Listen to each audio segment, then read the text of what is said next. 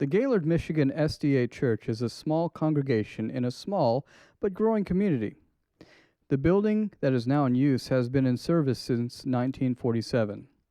In the 76 years that it has been in service, it has been a fine place for worship and coming together for various activities, but it's showing its age. Hi, I'm Pastor Chris Ames, and I would like to share with you our journey to replace the current church with a more updated space to better service this community. Well, Gaylord is a community that's approximately 14,000 people.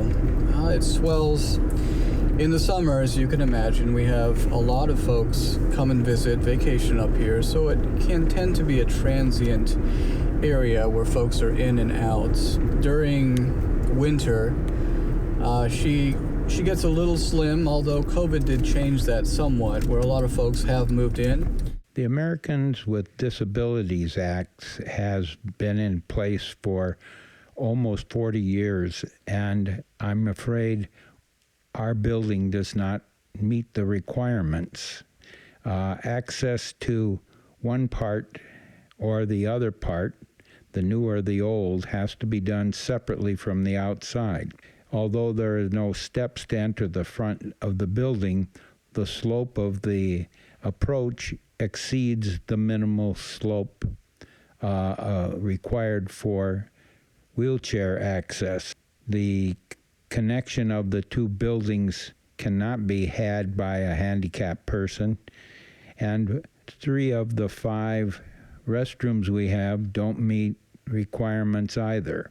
But the median income per household up here is closer to $30,000 to $33,000 per household, which doesn't make it a very rich town.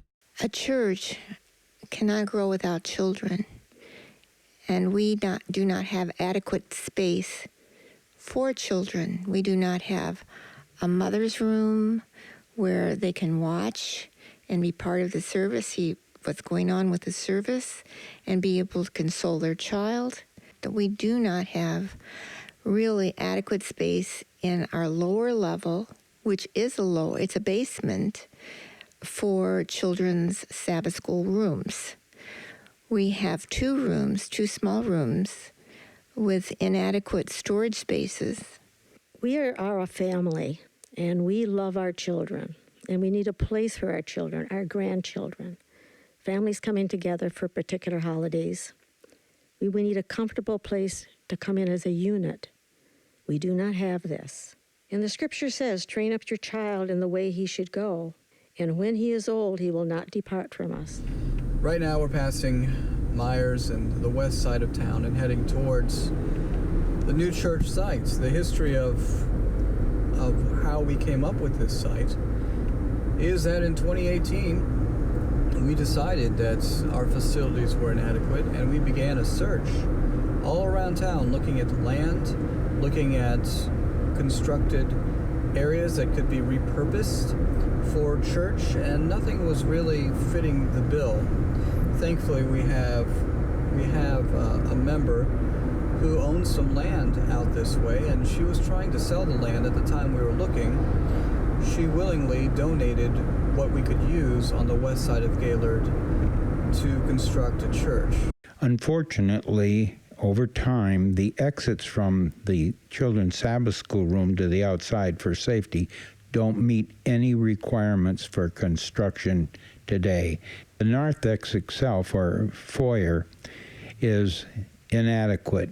With 2 or 3 people in it, it's crowded, and yet we have to have our fellowship before and after programs in the sanctuary, which should really be a quiet, holy place.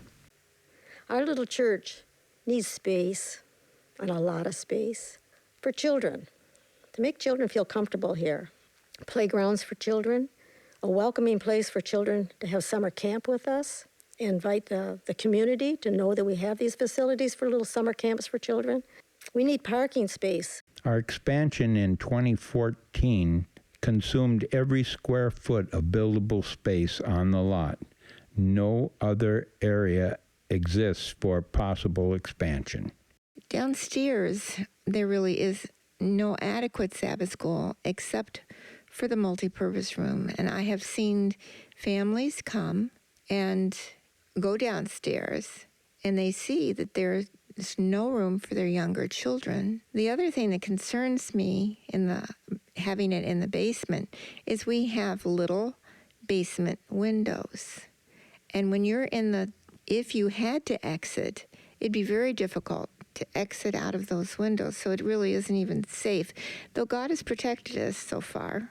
So as I was coming up to move to Gaylord to do pastoral interview, as we do, I was given the address of the church, and as I was driving up this way, I had actually looked at pictures on Google, and I looked at pictures, tried to find some on Facebook also, just to get a view of what the church looked like.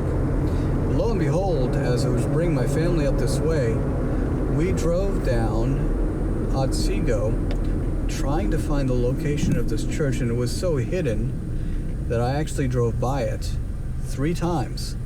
Boy, oh boy, do we have a vision and dream to want to be very visible. Compared to where we are now and where we want to be, the visibility on M32 is just phenomenal. But here we are approaching the church itself. You see right past me on the left is the state police post. Then there's a marathon that's right ahead of me here.